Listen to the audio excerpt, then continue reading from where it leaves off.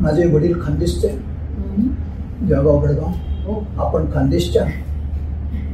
आणि दुसरी गोष्ट, त्यांची इच्छा होती स्त्रियांनी ज्योतिष शिकावं. आज एक स्त्री ज्योतिषी माझ्यापुढे डॉक्टर ज्योती धडाकेबाज ज्योतिषी म्हणतो मी, त्या माझ्यासमोर बसल्या आहेत. ज्योतिष आहेच, पण त्याचं फल सांगणारी जी कथा आहे ती फलज्योतिष अभ्यास मंडळ आहे.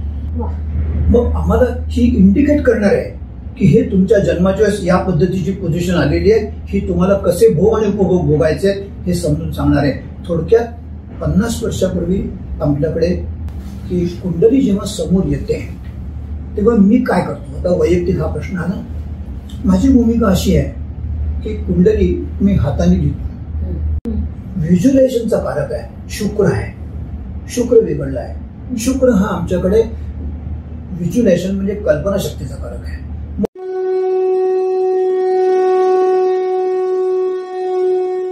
नमस्कार. आजचं आपलं पॉडकास्ट अत्यंत विशेष होणार आहे.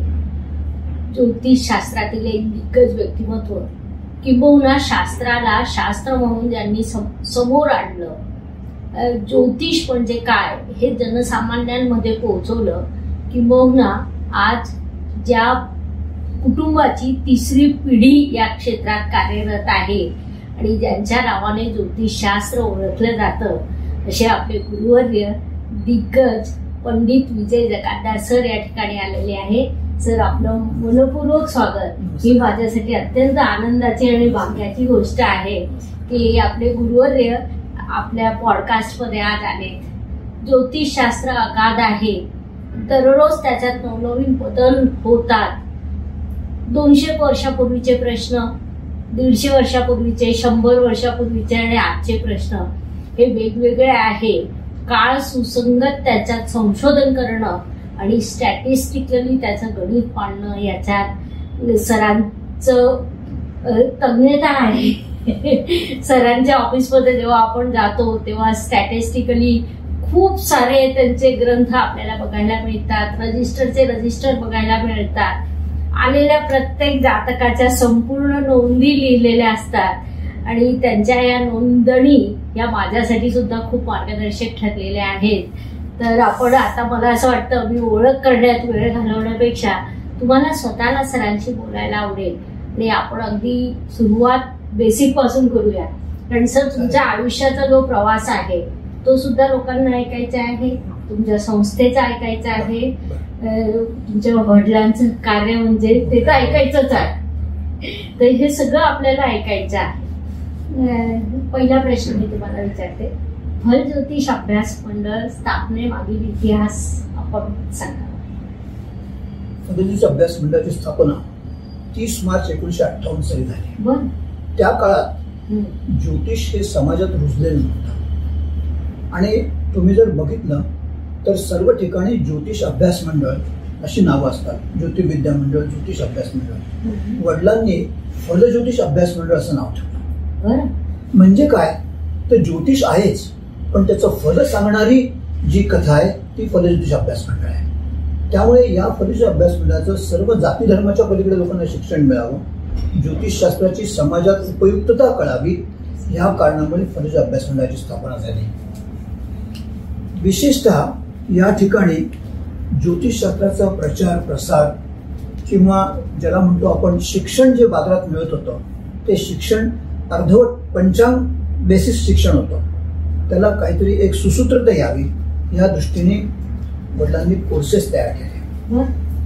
कोर्सेस तयार करताना प्रारंभिक कोर्स, ऍडव्हान्स कोर्स अशा पद्धतीने करून ज्योतिषशास्त्राचा प्रचार प्रसार, मग त्याची व्याख्यानं, दिंडी अशा पद्धतीने हा फलज्योतिष अभ्यास मंडळाचा पसारा वाढत गेला. ज्योतिषशास्त्रात फल सांगणं हा भाग महत्वाचा आहे, कालनिर्णय हा महत्वाचा आहे. त्यामुळे ज्योतिष अभ्यास मंडळ ग्रहगणिताचा अभ्यास केलाच, पण त्याच्यातनं फल कसं सांगायचं याच्यासाठी जास्त विचार केला आणि म्हणून फलज्योतिष अभ्यास मंडळाची स्थापना झाली. 1958 पासून आज 66 वर्ष पूर्ण होत आहेत. आणि विशेषतः आणखी एक गोष्ट मला सांगायची, ज्यावेळेस वडिलांनी पहिली जाहिरात दिली कोर्स शिकण्याची, तेव्हा त्यांनी स्त्री पुरुषांकरता ज्योतिष शिक्षण आणि घरच्या घरी, आज तुम्ही घरोघरी पोचतात, त्या काळात लर्न फ्रॉम होम ही भूमिका त्यांनी रुजवली.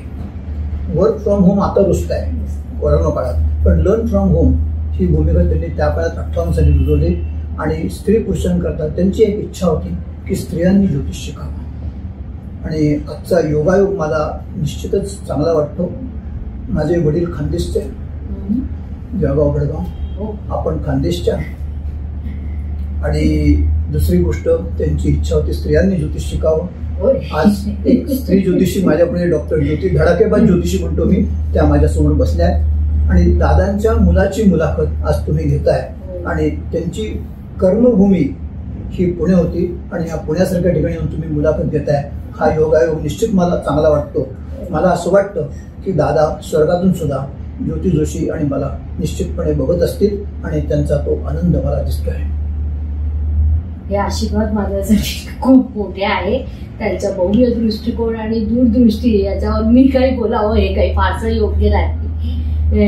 सर, ज्योतिषशास्त्राकडे बघण्याचा तुमचा दृष्टिकोन काय? एक असं आहे की मी स्वतः सिव्हिल इंजिनियर आहे, त्यामुळे ज्योतिषशास्त्र बघण्याचा दृष्टिकोन जो आहे तो माझा शास्त्र म्हणजे. शास्त्र म्हणजे काय?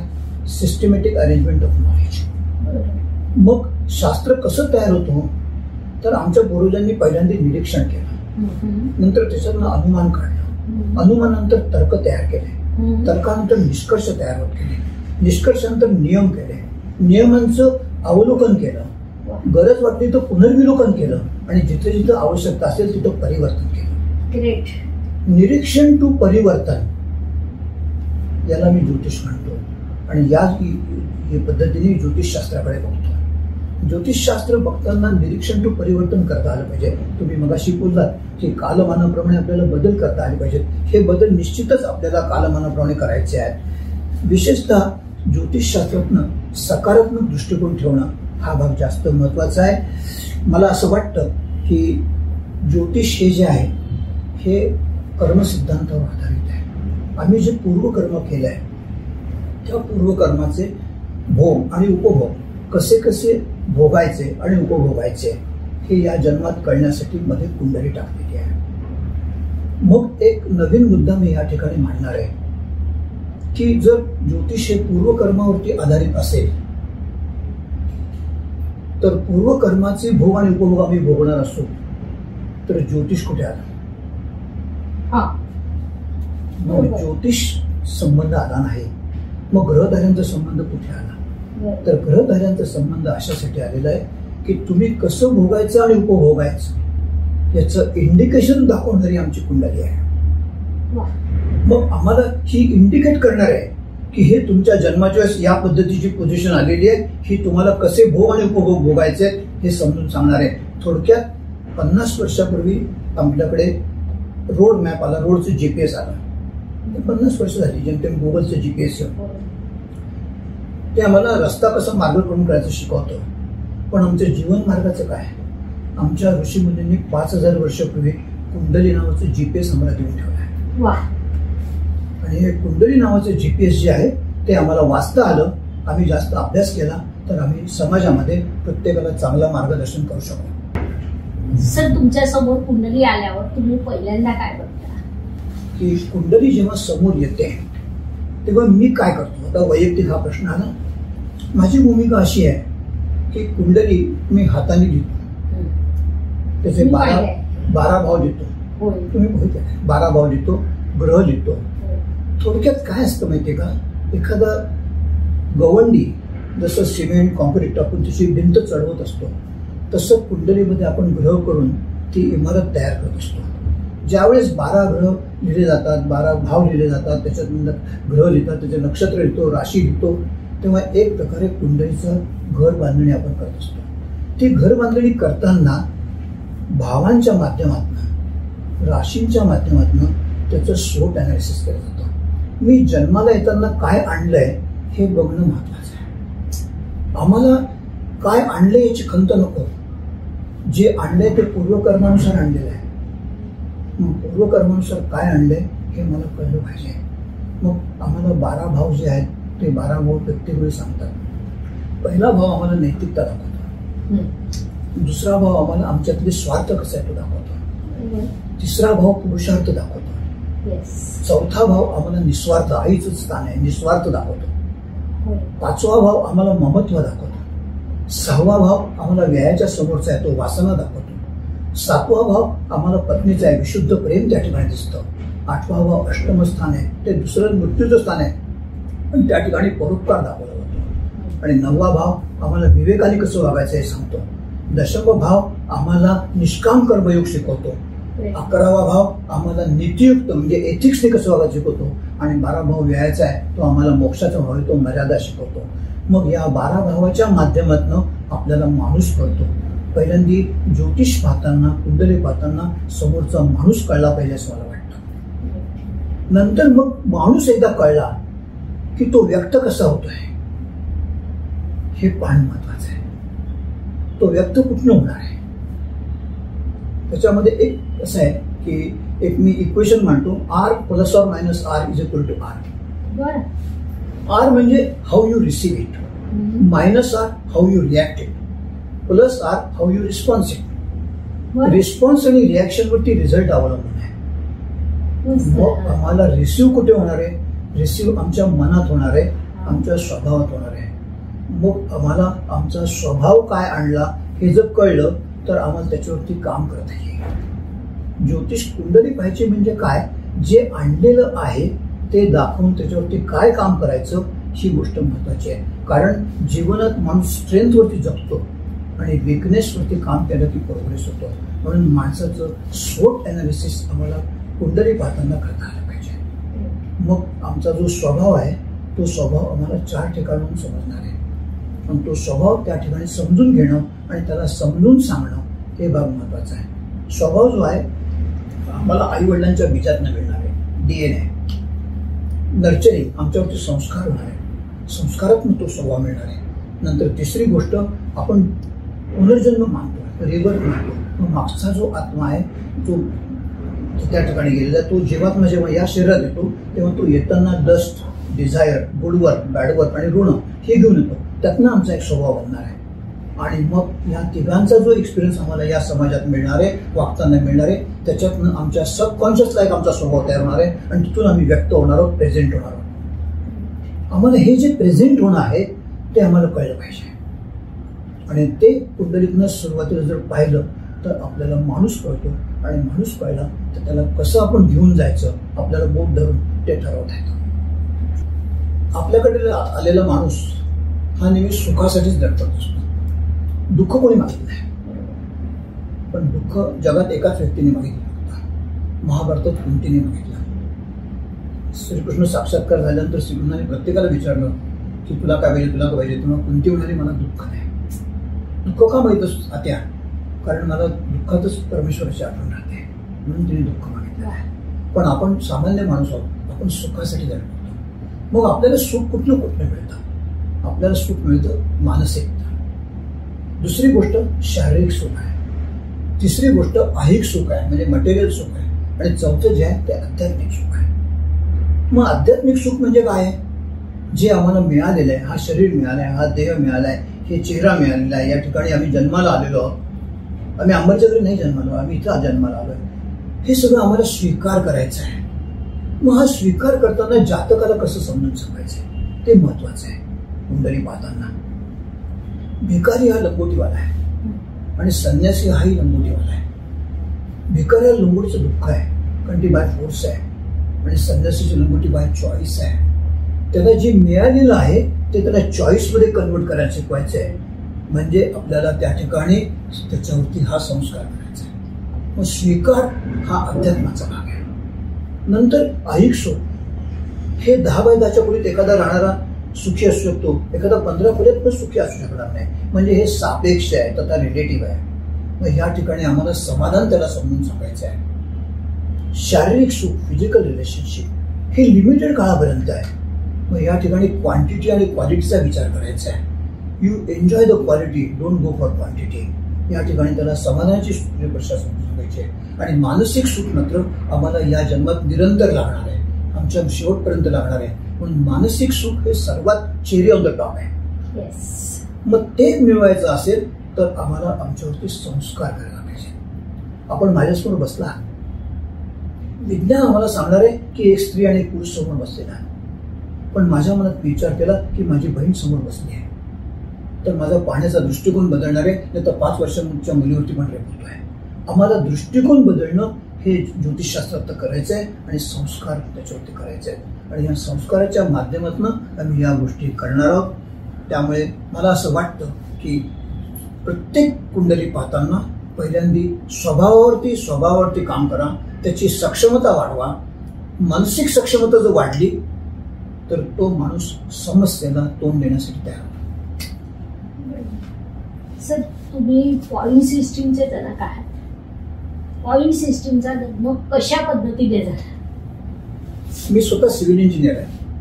आम्हाला सर्वे करावा लागतो. एखादी जागेचं मोजमाप करायचं असेल तर आम्हाला सर्वे करावा लागतो.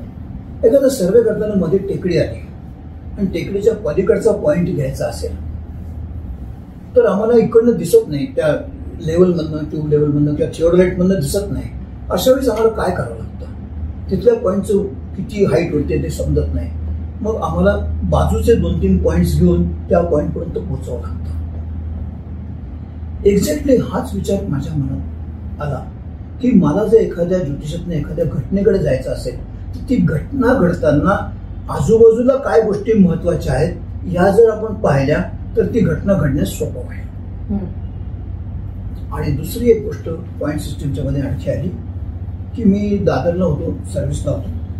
त्या सर्व्हिसच्या ठिकाणी मला एक दिवस कार शिकायची इच्छा झाली म्हणून मी एका मोटर ट्रेनिंग स्कूलमध्ये कार शिकायला गेलो होतो. पहिल्या दिवशी जेव्हा कार शिकायला गेलो तेव्हा तिथं 70-75 वर्षाचे एक ग्रस्त बसले होते. त्यांनी मला विचारलं, धक्कादार साहेब, मी तुमच्याशी कानडीत बोलतो तर चालेल का? मी म्हटलं मला कानडी येत नाही. तर ते म्हणे, जर आपल्याला दोघांशी संवाद साधायचा असेल तर आपल्या दोघांची भाषा एक पाहिजे. मी म्हटलं हो. मग तुम्ही म्हणे आज कार शिकायला आलेला, रोडची भाषा समजून घ्या आणि मग कारवरती बसा. हा मुद्दा 76 साली मला जो डोक्यात मिळाला तो ज्योतिषात मी आणला.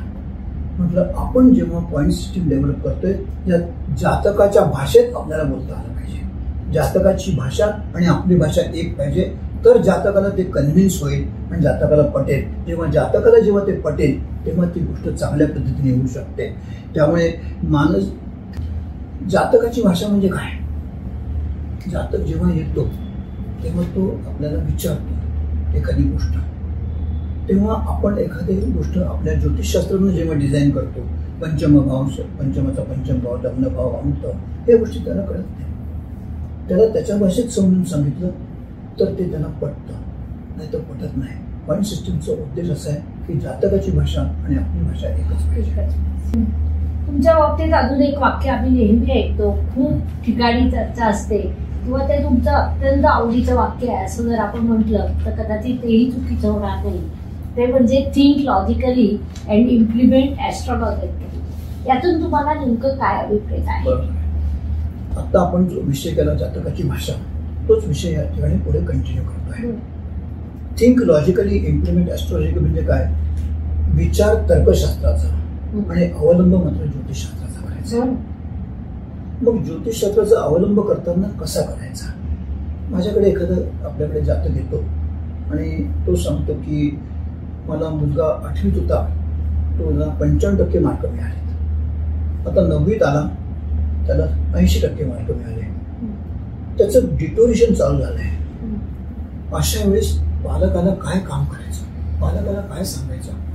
विद्यार्थ्याच्या बाबतीत सांगताना पालकाला आम्ही ज्योतिषशास्त्रामध्ये काय बघणार आहोत? आम्ही गोचर बघणार, दशा बघणार, त्यावेळेच्या स्थिती बघणार, पंचम स्थान बघणार, पंचमाचा पंचमेश बघणार, लग्नेश बघणार, पूरक स्थान बघणार, तृतीयेश लाभेश बघणार, द्वितीयेश बघणार, हे सगळं मी बघणार. पण याचा उहापोह त्या जातकाला कळत नाही, त्या विद्यार्थ्यालाही कळत नाही. मी त्या विद्यार्थ्याला विचारतो पॉइंट सिस्टीमच्या माध्यमातून की तुला अभ्यास करताना कशाची गरज आहे? त्याला पहिलं ते लक्षात येत नाही, पण मग त्याला आपण गाईड करणं आवश्यक आहे. कुणालाही अभ्यास करायचा असेल तर त्याचं ग्रास्पिंग कसं हे माहिती पाहिजे, त्याची नॉलेज लेवल कशी आहे माहिती पाहिजे, त्याची मेमरी कशी आहे माहिती पाहिजे, त्याचं व्हिज्युअलायझेशन माहिती पाहिजे, त्याचं इम्प्लिमेंटेशन माहिती पाहिजे, त्याची कन्सिस्टन्सी माहिती पाहिजे आणि ह्या सगळ्याच्यावरती त्याची हेल्थ चांगली पाहिजे. मग आम्हाला ह्या 7 गोष्टी ज्या आहेत या 7 गोष्टींचं अनालिसिस करून देणं आणि या अनालिसिसमध्ये त्याचं कुठे कमी पडतोय हे त्याला सांगणं म्हणजे लॉजिकल थिंकिंग आहे. आम्हाला त्याला तो कुठे कमी पडतो हे सांगितलं तर तिथे त्याला काम करता येतं. उद्या बुध वीक असेल तर हा मेमरीमध्ये आहे. त्याला विचारलं आपल्याला परीक्षेच्या तुला आठवत नाही करे, तो लगेच म्हणतो की यस काका मला आठवत नाहीये, अचानक ब्लँक होतो. मग त्याला मेमरीवरती काम करायला शिकायचं आहे. त्याचा रवी वीक असेल तर रवी म्हणजे आमच्याकडे हेल्थचा कारक आहे, प्रतिकार शक्तीचा कारक आहे. म्हणजे याची हेल्थ जी ती डाएट रिलेटेड आहे. मग परीक्षेच्या अगोदर 8 दिवस डाएट चांगलं ठेवणं त्याला शिकवलं पाहिजे. व्हिज्युअलायझेशनचा कारक आहे, शुक्र आहे. शुक्र बिघडला आहे.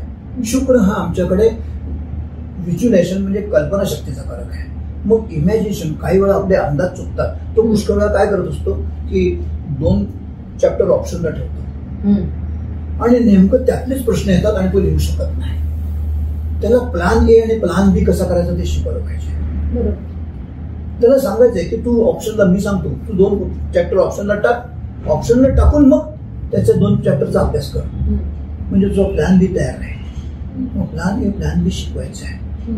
ग्रास्पिंग कमी असेल, वाईड अँगल करायला शिकवायचं आहे. जे आवडत नाही, चंद्र जेव्हा न्यूट्रल असतो तेव्हा त्याला जेवढं आवडतं त्यातच तो काम करतो आणि जे नावडते सब्जेक्ट असतात तर काम करत नाही. ते प्रश्न आले की तुझी पंचायत होते. तेव्हा त्याला वाईड अँगल करायला शिकवायचं आहे. थिंक लॉजिकली इम्प्लिमेंट स्टडीमध्ये हे सूत्र आहे. खूपच छान, खूपच सोपं, म्हणजे प्रेक्षकांसाठी उपयुक्त आहेच. त्याहीपेक्षा आमच्या विद्यार्थ्यांना एक नवीन दृष्टिकोन त्यातून मिळणार आहे.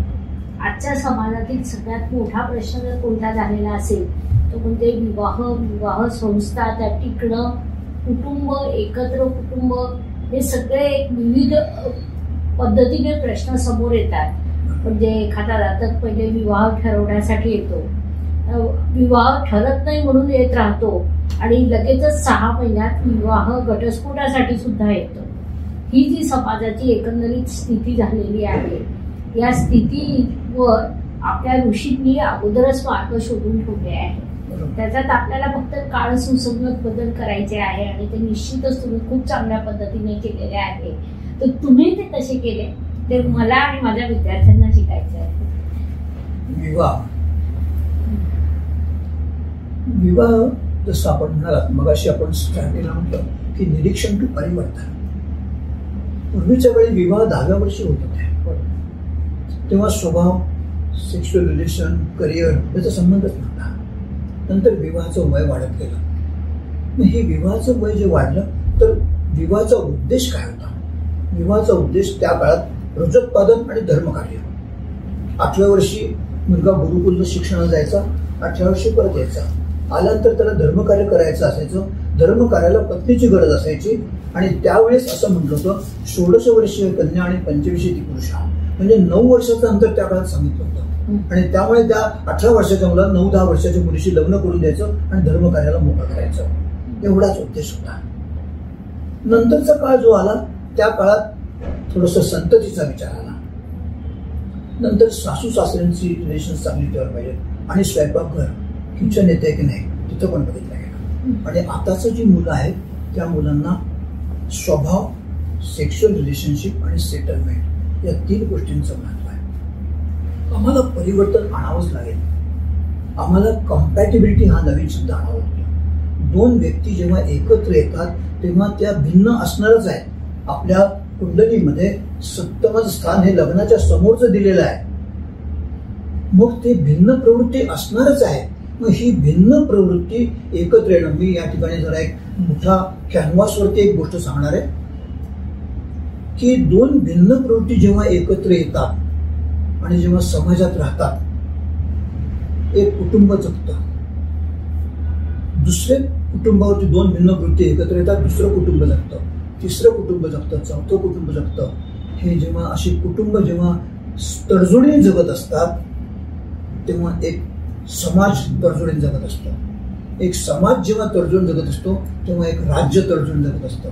एक राज्य तडजोड जगत असतो तेव्हा देश जगत असतो. आणि मग वसुधैव कुटुंबकम ही संज्ञा जी आहे ती त्या ठिकाणी कॅनव्हासवरती दिसते. आम्हाला विवाहाचा उद्देशच माहिती पाहिजे आहे. विवाहाचा उद्देश म्हणजे due to merits you come together. And if you adjust on the demerits you stay together. आम्हाला गुणमिलन हा शब्दप्रयोग काढून आधुनिकतेने गुणावगुणमिलन असा शब्दप्रयोग रूढ करायला पाहिजे. कारण अवगुणांची तडजोड हा भाग जास्त महत्वाचा आहे. तो आम्हाला शिकवता आला पाहिजे. मग आम्हाला कम्पॅटिबिलिटी काय आहे? आजकाल परिस्थिती अशी आहे की आता नवीन नवीन येतात, त्यांची लव्ह मॅरेज आहेत, 5-5 वर्ष फिरत असतात आणि 5 वर्षानंतर मग कोणतरी मुलीकडचा किंवा मुलाकडचा नाही एकदा कुंडली पाहून घ्या आणि कुंडली पाहायला येतात आणि मग सांगतात की बाबा रे इथं षडाष्टक योग आहे, इथं अमुक आहे, कुंडली जुळत नाही. अशा वेळेस काय करायचं हा प्रश्न ऐरणीवरती आलेला आहे. अशा वेळेस तुम्हाला एक गोष्ट करायची आहे की show the person and frame the role. आम्हाला दोघांना लग्न करायचंय, आम्ही तडजोडी कुठे करू सांगा, त्या तडजोडी मान्य असतील तर आमचा संसार सुखाचा होईल. कारण का तर संस्कृतमध्ये एक वचन आहे, विवाह स्वार्थ बंधनच जननम मरणम तथा कंठे बध्वा दृढम सूत्रम यत्रस्त तत्र नियते. विवाह, जन्म आणि मृत्यू या तिन्ही गोष्टी नियतीच्या ताब्यात आहेत.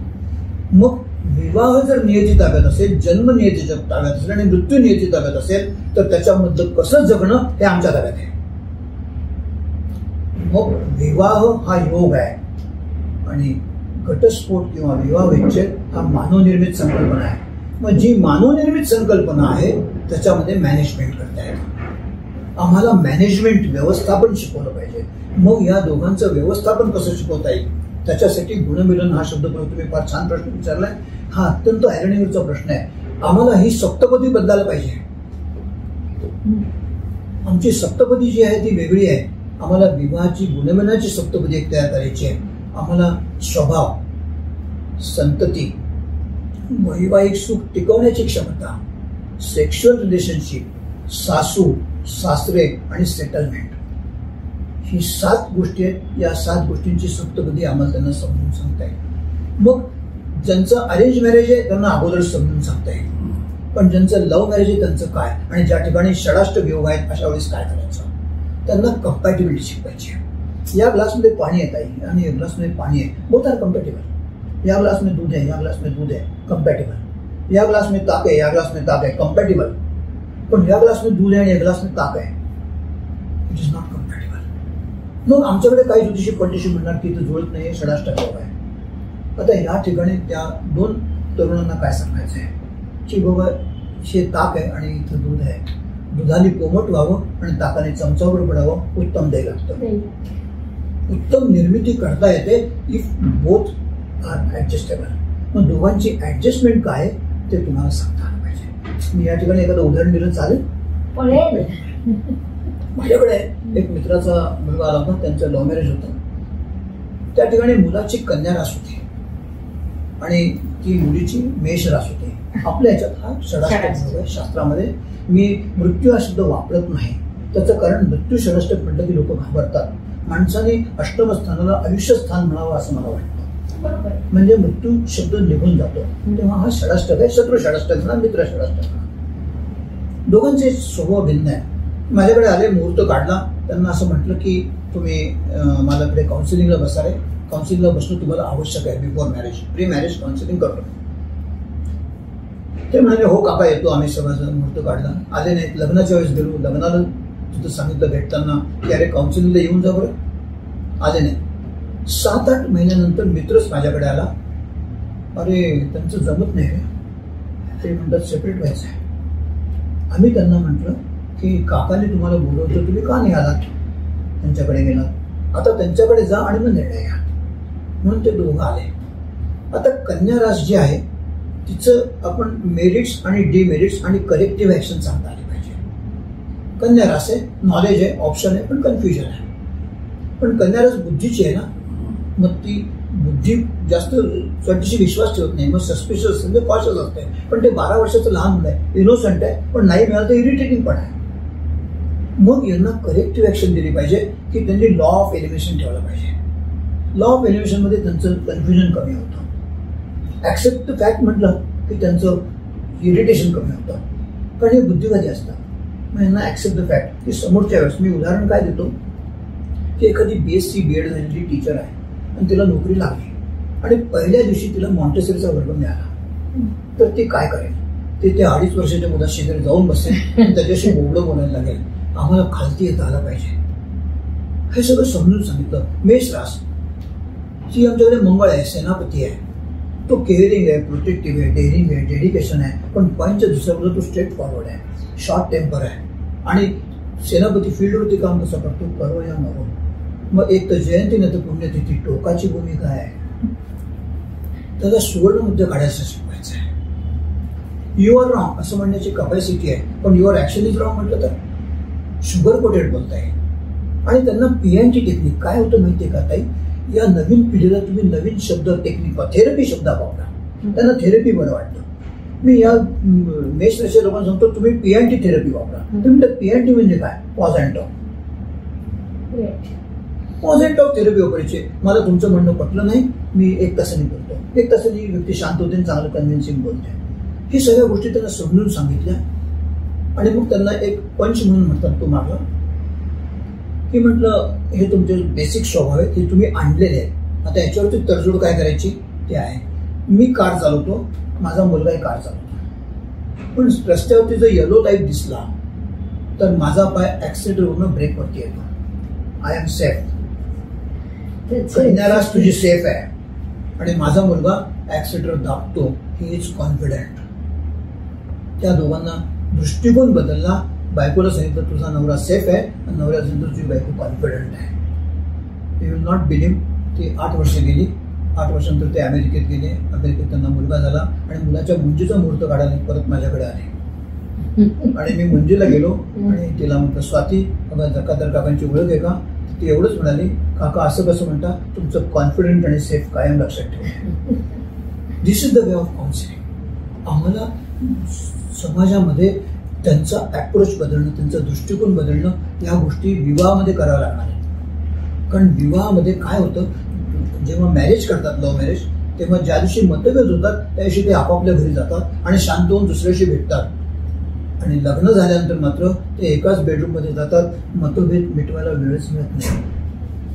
म्हणून आपल्याला विवाह गुणमेलनात गुणावं गुणमेलन करणं हा भाग जास्त महत्वाचा आहे असं मला वाटतं.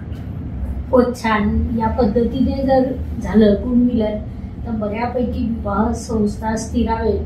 आणि भारतीय संस्कृती ही प्रबळ आहे, संस्कार प्रबळ आहे, त्यामुळे ती विकसित देखील होईल. जर आजच्या काळात अजून एक प्रश्न खूप मोठ्या प्रमाणावर समोर येतो, म्हणजे एकेकाळी काय होतं ना की आर्ट्स, कॉमर्स, सायन्स एवढी 3 निवड केली, विषय संपला. आज एकाच वेळी शेकडो पर्याय असतात. त्यातून प्रत्येकाचा हा प्रश्न असतो की मी योग्य निवड कशी करू. शाखा निवड, करिअर, त्यानंतर स्थिरावणं. तर या सर्वांबाबत आपल्याजवळ कोच जातात येतात, त्यांना आपण कसं मार्गदर्शन करतो? आताच 10वी 12वीच्या परीक्षा झालेल्या आहेत. कंटिन्युअस 10वी 12वीचे लोक चालू आहेत. आणि हा प्रश्न खरोखरच आयरनीचा आहे, फार महत्वाचा प्रश्न आहे. पुष्कळ वेळा आपण समाजात बघतो की तो डॉक्टर होतो आणि कलाकाराचं काम करतो. डॉक्टर श्रीराम लागू काय डॉक्टर भाडेकर आहेत, बरेच लोक आहेत, पण ते कलाकाराचं असून कलाकाराचं काम करतात. आम्ही जे शिक्षण आहे तेच घेतलं तर तेच करिअर केलं तर, पण हे कसं करावं? करिअरमध्ये आणि शिक्षणामध्ये आपल्याला सायन्स वापरायचं आहे. ते जे शिकताय तोच सायन्सचा भाग वापरायचा आहे. एका बाजूला करिअरचे शिक्षणाचे स्थान द्यावेत, म्हणजे चतुर्थ स्थान आहे, पंचम स्थान आहे, चतुर्थेश, पंचमेश, म्हणजे प्राथमिक शिक्षण, ग्रॅज्युएट शिक्षण, पोस्ट ग्रॅज्युएट शिक्षण, शिक्षणातलं नशीब आणि शिक्षण पूर्ण होईल का नाही, शिक्षणातले एफर्ट्स कसे काम करते, त्याला एफर्टचा लाभ मिळेल का नाही, हे आम्हाला 6 ते 7 पॉईंट्स एका बाजूला मिळणार आहे. नंतर करिअरच्या कुंडलीतनं आपल्याला शोधायचं आहे. त्या करिअरमध्ये आपल्याला त्याच्या भाषेत, मी मगाशी जे म्हटलं पॉईंट सिस्टीम, त्या भाषेत म्हणायचं आहे की त्याचं वर्कचं स्वरूप काय, कर्माचं स्वरूप काय असेल, म्हणजे दशमस्थान आहे. दशमाचं दशम कर्माचं यश दाखवत आहे. षष्ठ स्थान दशमाचं भाग्य दाखवत आहे. सेविंगचा पैसा द्वितीय स्थान दाखवत आहे. पुरुषार्थ तृतीय स्थान दाखवत आहे. लाभ मिळणार काम लाभस्थान दाखवत आहे.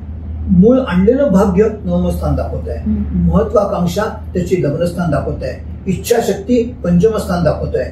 आणि मानसिक स्थिती चंद्र दाखवत आहे. आम्हाला हे 10 पॉईंट एका साईडला मांडता येतील आणि हे 6-7 पॉईंट एका साईडला मांडता येतील.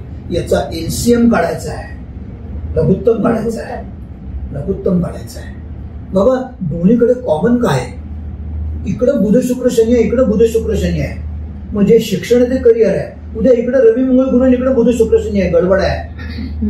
मग दशांचा विचार करायचा आहे, गोचरचा विचार करायचा आहे. दुसरी गोष्ट काय करावी की हे सगळे ग्रह जे आहेत या ग्रहांचं स्वोट अनालिसिस करावं. म्हणजे लग्न कुंडलीमध्ये त्या ग्रहांची बलवत्ता शोधावी, नवमांश कुंडलीमध्ये त्यांची बलवत्ता शोधावी आणि मग आपल्याला ज्या घटनेशी करायचं आहे, म्हणजे आता करिअर आहे, मग D10 आहे, दशमांश कुंडली, मग दशमांश कुंडलीमध्ये त्यांची बलवत्ता शोधावी. दशमांश कुंडलीतली बलवत्ता हे त्यांची राईट डायरेक्शन आहे. मग आम्हाला एकदा त्यांची बलवत्ता कळली ग्रहांची की मग त्याची निर्णय शक्ती शोधायची आहे. निर्णय शक्ती ही आम्हाला स्वभावातून कळणार आहे. मग स्वोट अनालिसिस, निर्णय शक्ती आणि मग करिअरचा दर्जा, ह्या 3 गोष्टी शोधल्या की राईट डायरेक्शन आपल्याला शोधता येईल. त्यातनं जे पॉझिटिव्ह प्लॅनेट्स आहेत ती राईट डायरेक्शन आहे. राईट डायरेक्शन झाल्यानंतर मनी लेवल बघायची आहे, पैसा कुठनं मिळणार आहे. मग पैशाची स्थानं जे आपल्या याच्यामध्ये ज्योतिषशास्त्रामध्ये केंद्रस्थानांना विष्णू स्थान म्हटले आणि विष्णूच्या बाजूला लक्ष्मी आहे. मग लाभस्थान हे कर्मातनं मिळणारा पैसा आहे, द्वितीय स्थान हे आमचं सेव्हिंगचा पैसा आहे, पंचम स्थान हे आमचं शेअर बाजारातनं किंवा स्पेक्युलेशन येणारा पैसा आहे आणि पत्नीकडनं किंवा अँसेस्टर प्रॉपर्टीवरून अष्टम स्थान आहे. मग या स्थानांची बलवत्ता शोधून त्याला पैसा कसा मिळणार आहे, त्याला पैशाची कुठे साक्षात झाली पाहिजे. मला या ठिकाणी करिअरमध्ये अनुभवाचा एक गोष्ट आलेली आहे की स्थिर लग्नांना ही लाभस्थान, द्वितीय स्थान, पंचम स्थान आणि अष्टम स्थान ही स्थानं नेहमी बुध गुरुची येतात. मग 2दा बुध आणि 2दा गुरुच येतो. मग बुध हा जो आहे हा आमच्या शास्त्रात लहान मूल दाखवलेला आहे. मग लहान मूल म्हणजे लहान मुलाचं पॉकेटमध्ये कोण ठरवतं? आई वडील ठरवतात. मग यांचं पॉकेट जे पे पॅकेज असतं ते समोरची व्यक्ती डॉमिनेट करते. आणि गुरु जो आहे हा निष्पृह आहे, अल्पसंतुष्ट आहे, तो निगोशिएबल आहे म्हणून तो निगोशिएट करतो. म्हणून यांना नेहमी money is inversely proportional to their education, efforts, expertise आणि एक्सपिरियन्स असा असतो. म्हणजे त्यांची 100 रुपयाची पात्रता असते, त्यांना 70-80 रुपयाचं समाधान मिळतं. मग एक करिअर केलं तर हा प्रश्न आहे, हे विधिलिखित बदलता येत नाही पण विधिलिखितला मॅनेजमेंट करता येतं. म्हणून अशा लोकांनी मल्टीटास्किंग काम करावं आणि पैसा मिळवा. इकडे 100 रुपयाला 70 मिळतील, इथं 100ला 70 मिळतील, इथं 100ला 70 मिळतील, 3 मिळून 200 लाभ. या पद्धतीने आम्हाला शिक्षण आणि करिअरचा समन्वय साधून त्याला सांगता आला पाहिजे. आपल्या फळज्योतिष अभ्यास मंडळ या संस्थेला 66 वर्षांची परंपरा आहे. संस्था पोस्टर, प्रत्यक्ष, ऑनलाईन वर्ग घेते. या सर्व गोष्टी एकाच कशा पद्धतीने हाताळल्या जातात आणि ज्योतिष शिक्षण या बाबतीत तुमचं मत काय? हे कसं आहे की ज्योतिष शिक्षण हे संस्थेने पहिल्यांदाच ठरवलंय की ज्योतिष शिक्षण हे डिटेलमध्ये असावं. त्यामुळे अगदी सुरुवातीपासून आम्ही 4 वर्षाचा पदवी अभ्यासक्रम होतो. प्रवीण, प्राज्ञ, विशारद, भास्कर, पंडित, वाचस्पती अशा पद्धतीचा. मग त्याच्यामध्ये आम्ही ज्योतिष कुंडली कोर्स आहे, हस्तसामुद्रिक आहे, अंकशास्त्र आहे, या पद्धतीने राबवतो. पण हे राबवताना एक गोष्ट लक्षात घेतली त्यावेळेस की जसं आपण शाळेत शिकतो आणि शाळेत धड्याच्या खाली प्रश्न असतात आणि ते प्रश्नांची उत्तरं लिहून द्यायची असतात आणि ते शिक्षक तपासत असतात. आज गेली 66 वर्ष हा नियम आम्ही अजून चालू ठेवलेला आहे. आम्ही आमच्याकडे जे पाठ देतो त्या पाठला असाइनमेंट्स आहेत. प्रत्येक पाठाच्या खाली 3 ते 4 प्रश्न आहेत. कारण आपल्याकडे शिकणारा वर्ग जो आहे हा वर्ग 35 ते 75 असा वर्ग आहे. तो घरचं सगळ्या गोष्टी सांभाळून, नोकरी सांभाळून शिकत असतो. त्याच्याकडनं काहीतरी कंपल्सरी अभ्यास व्हावा ही भूमिका त्याच्यामध्ये आहे. आणि तो जेव्हा लिहितो तेव्हा मनन, चिंतन आणि वाचन या 3 गोष्टी त्या ठिकाणी होतात आणि त्यामुळे ही परंपरा याच्यात ठेवलेली आहे. आणि त्याच्यामुळे आमच्याकडे जे विद्यार्थी अभ्यास सबमिट करतात, प्रस्तुत करतात, तो अभ्यास केल्यानंतर त्यांना अतिशय चांगल्या पद्धतीने वाटतं. दुसरी गोष्ट, आमचा पेपर हा आम्ही घरी लिहायचा येतो. लोकांनी पुष्कळ वेळा सुरुवातीला असं म्हणते की पेपर घरी का लिहायचा येतात, तुम्ही डायरेक्ट याच्यावरती परीक्षा का घेत नाही. त्याच्यावरती एक संकल्पना अशी होती की एखादा डॉक्टर जेव्हा करतो, ऑपरेशन करतो, त्याला काही एखादी अडचण आली तर पुस्तक रेफर करतो ना. जातकाचं भलं होणं हा महत्वाचा आहे. शरीरावरती एखादी गोष्ट घडली तर ती रिपेअर करता येते, पण मानसिक जर बिघडलं तर ते रिपेअर करणं अवघड जातं. ज्योतिषी हा जातकाच्या मनावरती परिणाम करणारा असतो, त्यामुळे मनावरचा परिणाम हा महत्वाचा आहे. मग मी एखादं पुस्तक रेफर करून जर माझं उत्तर लिहिलं तर मी आणखी कन्फर्म होत जाणार आहे. आम्हाला त्याला कॉपी म्हणायचं नाही आहे, आम्हाला म्हणायचं की आता त्याची ग्रहशक्ती म्हणजे लक्षात ठेवायची शक्ती कमी होत चालली आहे, पण ऍप्लिकेशन चालू होत चाललंय ना, अनुभवाने तो संपृक्त होत चाललाय. मग अनुभवाने संपृक्त झालेला माणूस समोरच्याचं चांगल्या पद्धतीने करत असेल तर त्याने एखादं पुस्तक रेफर केलं तर बिघडत नाही, ही संकल्पना आमच्याकडे आहे. आणि ह्या संकल्पनेतनं आम्ही विद्यार्थ्यांना घडवतोय. त्यामुळे आम्ही आमच्या संस्थेचं नाव विद्यार्थी घडविणारी संस्था असं ठेवलेलं आहे, नुसतं शिकवणारी नाही. मी ते पाहिले होते सुरुवातीला, तुमचे प्रश्न देखील या पद्धतीने पाहिले होते आणि तुम्हाला एक गंमत सांगते. तर मला हे सांगायला आवडेल की जेव्हा आम्ही सुरू केले व्हिडिओ, आजही आहेत ते व्हिडिओमध्ये, जेव्हा जेव्हा मी अभ्यासक्रमाचा व्हिडिओ घ्यायची, प्रत्येक व्हिडिओच्या डिस्क्रिप्शन बॉक्समध्ये 5 प्रश्न. तर अशा पद्धतीने मग व्हायचं काय ना की तो व्हिडिओ आला की कमेंट सेक्शन मध्ये विद्यार्थी त्या 5 प्रश्नाची उत्तरं द्यायचे. म्हणजे ती गोष्ट आम्ही तुमच्याकडनं घेतली नाही. बरोबर आहे, पण माझं म्हणणं तसं मनुष्य विद्यार्थ्यांचा अभ्यास होत नाही. पण हे सर्व विद्यार्थी जे आहेत ना, हे सर्व विद्यार्थी आपल्या बाकीच्या गोष्टी सांभाळून ज्योतिष शिकतात आणि ही आपल्याला माहिती पाहिजे. आणि त्यांना खूप आनंद व्हायचा जेव्हा त्यांची उत्तरं बरोबर यायची. आमच्याकडे जेव्हा लोक पेपर घेतात तेव्हा सुद्धा ते म्हणतात की आम्हाला आनंद मिळाला, आणि हा आनंद ज्योतिषातून देणं हे संस्थेचं उद्दिष्ट होतं. त्या पद्धतीने त्यांनी काम करतात. दुसरी गोष्ट, आम्ही काय करतो की आपण समजा रस्त्यावरती पाट्या असतात, accident prone zone, speed breaker is ahead, त्या सगळं. तर ऍक्सिडेंट प्रोन झोन पाठी का लागते हो? तर 365 दिवसापैकी 360 वेळा तिथे ऍक्सिडेंट झाला असतो. तुमचा ऍक्सिडेंट होतोच असं नाहीये ना, तुम्ही तिथं कॉशियस राहता. मग आम्हाला हा ऍक्सिडेंट प्रोन झोन जो आहे हा आमच्या ज्योतिषात आणता येईल का, म्हणून आम्ही रिव्हर्स इंजिनिअरिंग करायचं ठरवलं. मग रिव्हर्स इंजिनिअरिंग मध्ये आम्ही सर्व प्रकारचे विषय घेतले. आज जवळजवळ 1000वर निबंध तयार आहे, सर्व प्रकारचे विषय घेतले. मग आम्ही संशोधनाचे विषय घेतले आणि त्याप्रमाणे तो सगळा संशोधन चालू केलं. मग एकच विषय घ्यायचा आणि त्या विषयाला 25 कुंडल्या, 50 कुंडल्या, 100 कुंडल्या अशा घ्यायच्या. मग आम्ही सर्व प्रकारचे विषय म्हणजे अगदी आधुनिक काळातला LGBT, HIV, मग हार्ट अटॅक आहे, किडनी आहे, प्रत्येक रोग आहे, सगळे रोग आहेत. करिअरमध्ये आहेत, कोणी करिअरमध्ये, पूर्वीच्या काळी कसं होतं, करिअर 4च गोष्टी होत्या, आता करिअर वाढलेलं आहे. त्यामुळे करिअरच्या प्रत्येक शाखांचा अभ्यास, मग हा अमुक झाला, तो तमुक झाला, अशा पद्धतीने त्याच्यात 50-50, 100-100 कुंडल्या घेऊन त्याचं स्टॅटिस्टिकल अनालिसिस करायचं. आणि स्टॅटिस्टिकल अनालिसिसमधनं काही नियम जे आहेत ते किती % लागतात, म्हणजे 70% नियम लागतात, ते विद्यार्थ्यांना द्यायचे आणि विद्यार्थ्यांना ते नियम वापरायला लावायचे. आणि मग पुनर्विलोकन आणि परिवर्तन ही भूमिका जी आहे ती भूमिका परत अपडेट करून त्या ठिकाणी परत नवनवीन संशोधन करायचं. या संशोधनाच्या माध्यमातून आम्ही ज्योतिर्विज्ञान संशोधन खंड 1, खंड 2 आणि खंड 3 असे 3 खंड 750 या ठिकाणी काढले. शिवपार्वती प्रतिष्ठान मुसू गोसावी यांनी आम्हाला सहकार्य केलं, वासुराज जोशी त्यांनी सहकार्य केलं आणि या सहकार्याच्या माध्यमातून हे 3 खंड आज अत्यंत ललामूक असे ग्रंथ आहेत.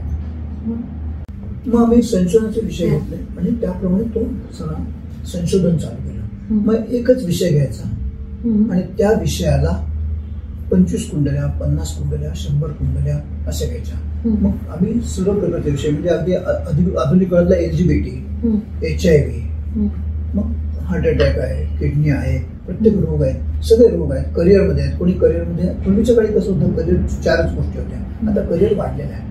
त्यामुळे करिअरच्या प्रत्येक शाखांचा अभ्यास, मग हा अमुक झाला, तो तमुक झाला, अशा पद्धतीने त्याच्यात 50-50, 100-100 कुंडल्या घेऊन त्याचं स्टॅटिस्टिकल अनालिसिस करायचं. आणि स्टॅटिस्टिकल अनालिसिसमधनं काही नियम जे आहेत ते किती % लागतात, म्हणजे 70% नियम लागतात, ते विद्यार्थ्यांना द्यायचे आणि विद्यार्थ्यांना ते नियम वापरायला लावायचे. आणि मग पुनर्विलोकन आणि परिवर्तन ही भूमिका जी आहे ती भूमिका परत अपडेट करून त्या ठिकाणी परत नवनवीन संशोधन करायचं. या संशोधनाच्या माध्यमातून आम्ही ज्योतिर्विज्ञान संशोधन खंड 1, खंड 2 आणि खंड 3 असे 3 खंड सच्चेपणाचे या ठिकाणी काढले. शिवपार्वती प्रतिष्ठान मुसू गोसावी त्यांनी आम्हाला सहकार्य केलं, वासुराज ऋषी त्यांनी सहकार्य केलं आणि या सहकार्याच्या माध्यमातून हे 3 खंड आज अत्यंत ललामूट असे ग्रंथ आहेत. खूपच छान. म्हणजे तुम्ही ज्योतिषशास्त्रात संशोधन केलं, ते संशोधन लिखित स्वरूपात आणलं आणि ते विद्यार्थ्यांपर्यंत पोहोचवलं. म्हणजे ही खूपच मोठी गोष्ट झालेली आहे. तंत्रज्ञानाच्या या युगामध्ये विज्ञान खूप पुढे गेलंय, तरी सुद्धा ज्योतिषशास्त्राला पर्याय नाही. हे शास्त्र स्वतःची उपयोगिता स्वतःच सिद्ध करतं. असं असलं तरी काही लोक विनाकारण नावं ठेवायचे म्हणून म्हणत असतात की थोतांड आहे, फसवेगिरी आहे. गरज पडली तर तेच लोक आपल्याकडे मार्गदर्शन सुद्धा घ्यायला येतात. त्यांना वेळ गेल्यावर शास्त्राची किंमत कळते. तर या शास्त्रावर विश्वास न ठेवणाऱ्या लोकांना तुम्ही काय सल्ला द्याल? एक गोष्ट अशी आहे की शास्त्रावरती विश्वास का नाही आहे हा प्रश्न शोधावा लागतो. मग त्याचा विश्वास का नाही, हे विश्वास कसा बसावा यासाठी त्याच्याशी चर्चा करणं आवश्यक आहे. हे करताना त्याला या शास्त्रापासून काय मिळणार आहे हे जर समजलं तर त्याचा विश्वास बसेल.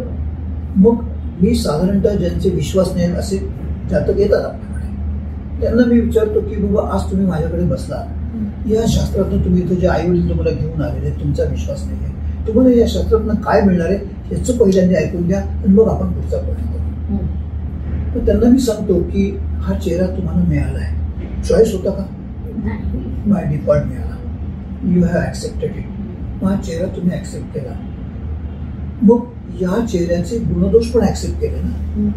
आता गुणदोष ऍक्सेप्ट केल्यानंतर तुम्हाला जी बर्डेट मिळाली ती ऍक्सेप्ट केली, की जी माझ्यापुढे तुम्ही कुंडली टाकली तुमच्या आई वडिलांनी ती तुम्ही ऍक्सेप्ट केली, त्यातनं येणारी तुमची राशी जी आहे, स्वभाव आहे, तोही ऍक्सेप्ट केला, पण तो काय डिफॉल्ट आहे. मग हे सर्व जर डिफॉल्ट आहे तर ज्योतिष कशाला पाहायचं असा तुमचा त्यांचा प्रश्न असतो. हे सगळं जर ठरलेलं आहे असं तुम्ही म्हणता तर आम्ही ज्योतिष का पाहायचं? मग त्यांना सांगावं लागतं की चेहरा जो बाय डिफॉल्ट मिळालाय त्याचे जर गुणदोष कळले तर त्याच्यावरती योग्य एफर्ट्स घेऊन त्याचं ब्युटी पार्लर करता येतं. म्हणजे you can improve upon, not to change upon. तुम्हाला इम्प्रूव्ह करायचा अधिकार आहे. तसंच स्वभावामध्ये स्वभावाचे गुणदोष कळले तर गुणांचं संवर्धन करता येतं आणि दोषांची सर्जरी करता येते. दोषांची सर्जरी म्हणजे स्वभावाचं ब्युटी पार्लर आहे. आता चेहऱ्याचं जर तुम्ही ब्युटी पार्लर केलं तर तुमचं प्रेझेंटेशन सुधारेल, आणि स्वभावाचं ब्युटी पार्लर केलं तर तुमचं कम्युनिकेशन सुधारणार आहे. Presentation plus communication is equal to personality आहे, आणि पर्सनॅलिटी जर सुधारली तर तुमचे डिसिजन्स चांगले होणार आहे, आणि डिसिजन चांगले झाले तर लाईफमध्ये हार्मनी येणार आहे. ही लाईफमध्ये हार्मनी तुम्हाला स्वतःच्या आणि समाजाच्या जीवनात आणण्यासाठी. ज्योतिषशास्त्र म्हणजे ग्रह तारे या लोकांच्या सिद्धांताच्या पलीकडे आपण काय सांगू शकतो? असं आहे की ग्रह तारे हे जे आहेत, मगाशी मी म्हटलं की ग्रह तारे हे इंडिकेटिव्ह आहे. मग सिद्धांत, ज्योतिषशास्त्र सिद्धांत जो आहे तो कर्मसिद्धांतच आहे ना. मग कर्मसिद्धांताच्या पलीकडे जर आपल्याला काही पाहायचं असेल तर भविष्य बदलण्यापेक्षा ते सुसह्य कसं होईल असा विचार केला पाहिजे. आम्हाला विधिलिखित आम्हाला पूर्वकर्मानुसार मिळालेला आहे. रोडवरती स्पीड ब्रेकर आलेला आहे, पण हा स्पीड ब्रेकर नाही दाखवला तर ऍक्सिडेंट आहे, पण एखाद्याने पाठी लावली तर मग गायडन्स आहे. पण नुसती पाठी लावून चालणार नाही. One has to apply the brakes. If you apply the brakes, you will experience less bump on the speed breaker and will have a progress on the road.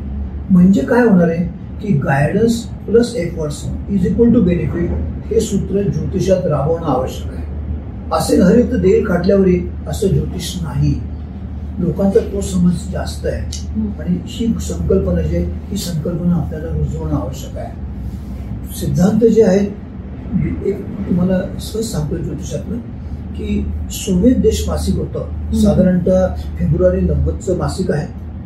त्यात त्यांनी एक फिलिमो म्हणून एक लेखक आहेत, त्यांनी गुरु आणि शनीवरती संशोधन केलेलं आहे. तर त्यांनी गुरुग्रहाचा इओ नावाचा उपग्रह आहे, त्या उपग्रहावरती आणि गुरुग्रहाची जेव्हा प्रोटॉन आणि न्यूट्रॉनचं आदान प्रदान होतं तेव्हा पृथ्वीवरती काय बदल होतात हे शोधण्याचा प्रयत्न केला. बरेच वर्ष संशोधन केलं आणि त्यांच्या असं लक्षात आलं की जेव्हा इओमध्ये आणि त्यांच्यामध्ये गुरुग्रहामध्ये जेव्हा आदान प्रदान होतं तेव्हा पृथ्वीवरती फळ फळावळ चांगली होते, शेतीवरची चांगली होते, पीक पण चांगलं येतं. मग त्यांनी शनीचा अभ्यास केला, शनीची कळी जी आहे टायटनचं, आणि त्याच्यावरती अभ्यास केला. शनीच्यावरती जेव्हा प्रोटॉन आणि सिक्रोटॉनचं जेव्हा आदान प्रदान होतं तेव्हा पृथ्वीवरती रोगराई पसरते असं त्यांना लक्षात आलेलं आहे. मग आमच्या पूर्वजांनी गुरुला शुभग्रह आणि शनीला अशुभग्रह म्हटलं, ते या ठिकाणी सुवेदिष्टच्या लोकांनी सिद्ध केलेलं आहे. धुंडीराज शास्त्री विनूंचा एक लेख आहे याच्यावरती. त्यांचं म्हणणं असं आहे की ग्रह हे जे आहेत ते त्यांची ऍक्सिलेरेशन जी आहे, त्यांची ग्रॅव्हिटेशन जो फोर्स आहे, तो ग्रॅव्हिटेशन फोर्सला स्थल काल गतीचा अंतराचा काळ पार करावा लागत नाही, तो लगेच इफेक्ट देतो. जसं आपल्याकडे रेडिओ ऍक्टिव्ह वेव्ज आहे, त्या 11 वाजता मुंबईत सुटल्या की 11 वाजताच पुण्यात येतात ना, त्याच वेळी ऐकू येतं. तसं या ग्रहांच्या ज्या ग्रॅव्हिटेशन फोर्स आहे तो फोर्स आमच्या मनावरती जास्त परिणाम करतो. आणि ज्योतिषशास्त्रात हे समजून घेणं आवश्यक आहे. ते समजून घेतलं जात नाही म्हणून प्रॉब्लेम येतो. दुसरी गोष्ट अशी आहे की पुष्कळ वेळा असा प्रश्न विचारला जातो की सर्व मंगळ किंवा रवी सर्व एकच प्रकाश टाकतो, सगळ्यांवरती परिणाम सारखाच का होत नाही? म्हणजे एकाला नोकरी मिळते आणि एकाला मिळत नाही असं का होतं? त्या ठिकाणी वस्तुमानाचा विचार करावा लागतो. म्हणजे कसं की सूर्यप्रकाशात मेणबत्ती वितळे आणि चिखलाचा गोळा घट्ट होईल ना, एकच सूर्यप्रकाश आहे. मग तुमचं वस्तुमान जे आहे, तुम्ही जे आणलेलं आहे, एका दिवशी एखाद्या सनस्ट्रोक होईल पण एखादा सनस्ट्रोक नाही होणार. मग वस्तुमान महत्वाचं आहे म्हणून फरक वेगळा आहे. चांगल्या पद्धतीने सांगता येतं. आपल्या प्रेक्षकांना अनेक विषयांची आवड असते. ज्योतिषशास्त्राबद्दल जेव्हा जेव्हा आपण बोलतो तेव्हा त्यांचा अनेक वेळा प्रश्न असतात पुनर्जन्माबद्दल. आमची देखील एक सिरीज चालली होती, माझा जन्म याच राशीत का. तुम्हाला सांगायला गंमत वाटेल, प्रचंड न्यूज, पण प्रत्येकाला प्रश्न होता की का माझा जन्म या राशीत का झाला, व पुनर्जन्म आहे का, पुनर्जन्मात आपण नेमकं काय आणतो, भविष्य आहे का, पुढचा जन्म आहे का, मागच्या जन्माचे कर्म, या जन्माचे कर्म आणि पुढच्या जन्माचे कर्म यांचा नेमकं काय संबंध, मागच्या जन्मात ती व्यक्ती पुरुष होती, स्त्री होती, माणूसच होती की प्राणी होती, असे अनेक प्रश्न असतात. मला कसं या ठिकाणी सांगावंसं वाटतं की नियतीने आम्हाला विस्मरण का दिलंय. खूप मोठी गोष्ट दिली आहे. नियतीने विस्मरण दिलेलं आहे आपल्याला. आणि हे विस्मरण का दिलंय? कारण तुम्ही त्याचं स्मरण करू नये म्हणून. आता आपण त्याचं स्मरण करतोय, आमच्या संस्थेत आम्ही याचा अभ्यास करतोय, पण हा एक अभ्यासाचा विषय आहे. मला असं म्हणायचं आहे की मानवाने आपल्याला मागच्या कर्मातनं काय मिळालंय आणि मला याच्यात काय क्रियमान कर्म करायचंय याचा विचार जास्त केला तर जास्त चांगलं होईल. जसं तुम्ही आता म्हणालात मला या राशीत का जन्म मिळाला. आपल्याला जन्म जो मिळतो आहे तो 3 कारणामुळे मिळतोय. एक संचित, हे अनेक जन्मांचं आहे. मग संचितातनं जन्म जो मिळतोय तो आम्हाला लग्नीच टाकणार आहे. दुसरी गोष्ट, आम्हाला मागच्या जन्मातला जीवात्मा जो आहे तो जीवात्मा या शरीरात मगाशी म्हटल्याप्रमाणे 5 गोष्टी घेऊन आला. त्याच्यातनं आम्हाला रवी राशीवरनं त्याचं कर्म काय ते कळणार आहे. आणि मृत्यूपूर्वी ज्याची मानसिकची इच्छा काय होती त्यावेळेस राहिलेली ती आम्हाला चंद्र राशी दाखवणार आहे. तिथून कर्म जे आहे ते दाखवणार आहे. आम्हाला असं वाटतं की मागच्या जन्माचा विचार या पद्धतीने जर केला तर आम्ही हा जन्म सुकर करू शकू. आम्हाला आता आमचं उद्दिष्ट हा जन्म सुकर करायचा आणि पुढच्या जन्माची इन्व्हेस्टमेंट करायची याच्यासाठी असावा असं मला वाटतं. कारण मी सर्व विद्यार्थ्यांना एक शब्द सांगू इच्छितो, PPF. PPF म्हणजे नॉर्मल लोकांना पब्लिक प्रॉव्हिडंट फंड असं माहिती आहे, पण P म्हणजे पास्ट टेन्स आहे आणि past tense cannot be purchased at any cost. पूर्वजन्म हा माझा पास्ट टेन्स आहे, तो मी परचेस करू शकत नाही आता, पण मी प्रेझेंट मध्ये काय करायचंय ते जर केलं तर माझं फ्युचर चांगलं होऊ शकतं. म्हणून प्रेझेंट कडे लक्ष द्या आणि फ्युचर चांगलं बनवा असं मला या ठिकाणी सांगायचं वाटतं. खूपच छान, खूप छान सर. ज्योतिषशास्त्र आणि अध्यात्म यांचा परस्पर संबंध आहे का? अध्यात्माचा संबंध आहेच ना. कारण ज्योतिष हा अध्यात्माकडे जाणारा सोपान आहे, खरं म्हणजे सोपान आहे. प्रारब्ध जे आहे ना हे आपल्याला 3 प्रकारे बघावं लागतं, जे मला मिळालेलं आहे. म्हणजे प्रारब्धाचं कसं आहे की एक फेट, डेस्टिनी आणि फ्री विल अशा 3 पद्धतीने प्रारब्ध आपल्याला मिळतं. फेट म्हणजे काय तर जे अनिवार्य आहे, जे मला स्वीकार करावाच लागतो. मग हा मी स्वीकार कसा करायचा? वेदनेचा मज लागला असे लळा, तो आनंद सोहळा काय वर्णावा. वेदनेचा लळा लागून घेणं म्हणजे स्वीकार आहे. हा स्वीकार आम्हाला एका ठिकाणी स्वतंत्रमध्ये शिकावा लागतो. इथं अध्यात्म आहे. आम्ही चेहरा स्वीकारला ना, आम्ही नाही कापला आणि बदलला, मग इथं अध्यात्म आहे. दुसरी गोष्ट डेस्टिनी. इथं कसं आहे, इथं सुसह्यता आहे. आम्हाला स्पीड ब्रेकर मगाशी म्हटलं की एखाद्या याच्यावरती सांगितलं की डेस्टिनेशनला जायचं आहे तर 2 किलोमीटर राईट टर्न करा. आता 2 किलोमीटर आल्यानंतर स्टिअरिंग कुणी वळवायचं? आम्ही वळवायचं आहे, आम्ही वळवायचं आहे. म्हणजे आम्हाला डेस्टिनेशन पोहोचायचं असेल तर आम्हाला काम करायला पाहिजे. मग गायडन्स मिळाल्यानंतर तुम्ही एफर्ट्स घेतले तर तुम्हाला सुसह्यता येणार आहे. मग तुमचं डेस्टिनेशन जे आहे ते पोहोचवण्यासाठी तुम्हाला ज्योतिषशास्त्र गाईड करणार आहे, पण एफर्ट्स तुम्हाला घ्यावे लागणार आहेत. सुसह्यता येणार आहे. सुसह्यता म्हणजे सक्षमता आहे. सक्षमता आहे म्हणजे काय की समजा इथं एक पिन इंजेक्शन दिलं आणि तुम्हाला इंजेक्शन दिलं आणि त्यांना इंजेक्शन दिलं, याच्यातलं पंक्चर जे आहे ना ते तिघांनाही सारखं आहे, पण प्रत्येकाचा प्रतिसाद वेगळा आहे ना. मग हा प्रतिसाद सक्षमतेने येणार आहे. म्हणून आम्हाला सक्षमता वाढवायची. आणि तिसरं जे आहे ते फ्री विल आहे. आज इथे ज्योतिष विद्यार्थी आहेत, फ्री विलची स्थानं कुठली आहेत? फ्री विलची स्थानं जे ते उपचार स्थान आहे 3, 6, 10, 11. मग 3 वरनं आम्हाला ही फ्री विल म्हणजे स्वइच्छा आहे. इथं आम्हाला क्रियमान कर्म आहे आणि हे क्रियमान कर्म आम्हाला करता आलं पाहिजे.